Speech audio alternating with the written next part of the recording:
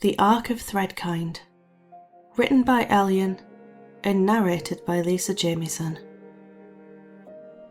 Just off the shore of Brambleshade Bay, where the glowing moon glitters on the calm sea, like someone spilled a jar of stardust, there floats a boat unlike any other.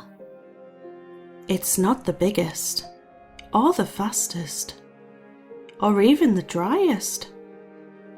It leaks star drops through the floorboards when no one's looking. But it is the kindest. Its sails are patchwork spells, stitched from old wishes and bedtime promises. Its wheel is steered by Captain Wheelie, an elderly pup with cataracts and absolutely no idea where they're going. But somehow, they always arrive exactly where they're needed. At the heart of the Ark, beneath a quilt that hums lullabies when you cry too hard to speak, lives the Thread Witch. She doesn't say much, but her golden needle glows warm in the night, mending broken stories and restitching weary souls. Somewhere up on deck, curled beside the gremlin of glowlight, are two curious stowaways, Starla and Sunny. She's the moon's clever echo, and he's a living giggle wrapped in a blanket. Together they keep watch for danger, mystery, or snack time, whichever comes first. And below the deck, in a tiny teacup hammock, Plume the sea cucumber mutters something about approaching doom and sneezes out a puff of glitter. Most people don't notice the Ark at all. That's the magic of it. It doesn't leave waves. It doesn't make a sound. It drifts across the silver sea as though the water has known it forever. Some say it's made of memory. Others say it's made of moments. But only those who need it most ever see it. That night, the moon hung low over Brambleshade Bay, so close it seemed to hum. Starla was the first to spot the shimmer in the fog. She nudged Sunny, who had accidentally fallen asleep mid-cracker, and whispered, "Look! The sky's waking up!" Above them, the stars shifted, not just twinkling, but leaning, as if something up there was watching, or listening, or waiting for them to listen back. Sunny blinked. Do you think the sky remembers us? The gremlin of glowlight, who had been quietly humming to a lantern string, didn't answer right away. He didn't often speak first, but when he did, his voice was soft and strange, like wind caught in thread. The sky remembers everything. It's just waiting for you to remember you. Below deck, the Thread Witch was stitching something new, a pattern that hadn't appeared before.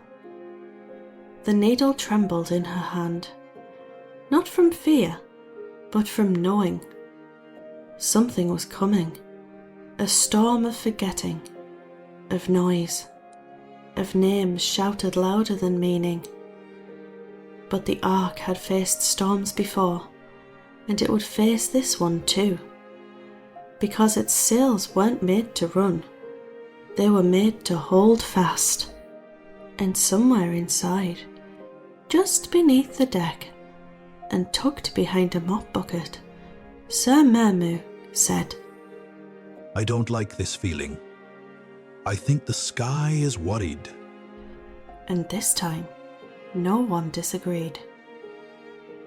The next morning, the sea felt still in a way that made everyone feel too awake. Even Captain Wheelie, who normally mistook the sunrise for a very large egg, had stopped napping in the sunbeam by the helm. His ears were perked just slightly, as if he were listening for thunder that hadn't started yet. Down in the heart of the ship, the quilt had stopped humming. It did that sometimes, when it was listening. The thread witch paused her stitching and looked out the tiny round window. The sky beyond it was full of birds flying the wrong way. Not away from something, but towards it, like they too had heard the call. That night, it arrived. The storm didn't roll in with lightning or wind. It came as a signal, a strange shimmer in the stars, like someone flicking the switch on a great machine. At first, it was just sound, static, a buzzing in the sails. And then came the voices. Too many voices. You must conform to function. Stand by for emotional override. Recalibrate, reassign, reset. Starla clutched Sunny's hand, and Sunny clutched his half-eaten cracker. Sir Mermu had already buried himself in the mop bucket. The thread witch stood at the helm beside Wheelie now, her golden thread glowing brighter than usual, defiant. And the gremlin of glowlight? He walked to the edge of the deck, held up a single glowing hand, and said just one word. No! The storm roared. The sky tried to rewrite itself, but the Ark held, because it wasn't made of fear. It was made of threads.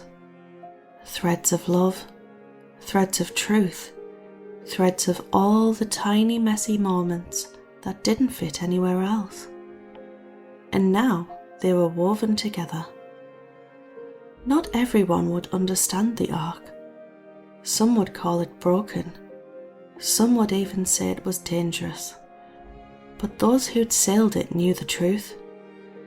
It was a home, and homes don't run. Homes stay.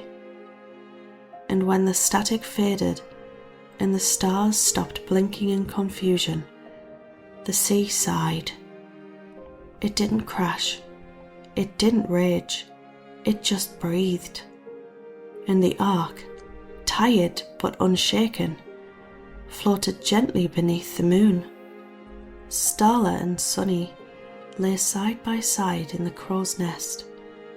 A blanket wrapped round them both. Plume had passed out from dramatic oversparkling and was now gently snoring glitter onto the deck. Wheelie was snoring too, but it sounded more like a tractor choking on a kazoo.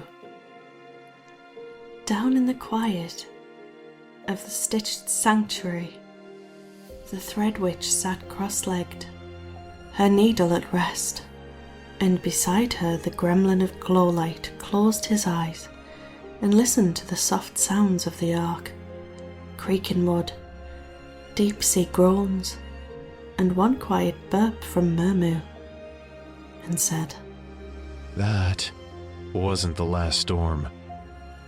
The thread witch nodded slowly. I know.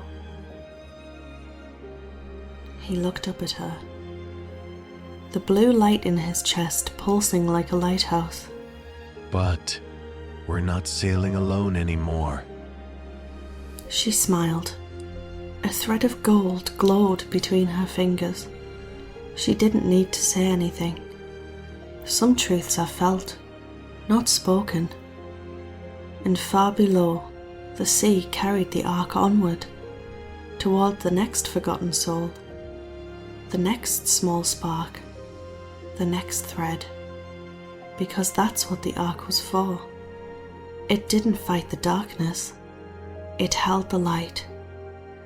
Sleep tight, sweet dreams, and I'll see you on our next adventure.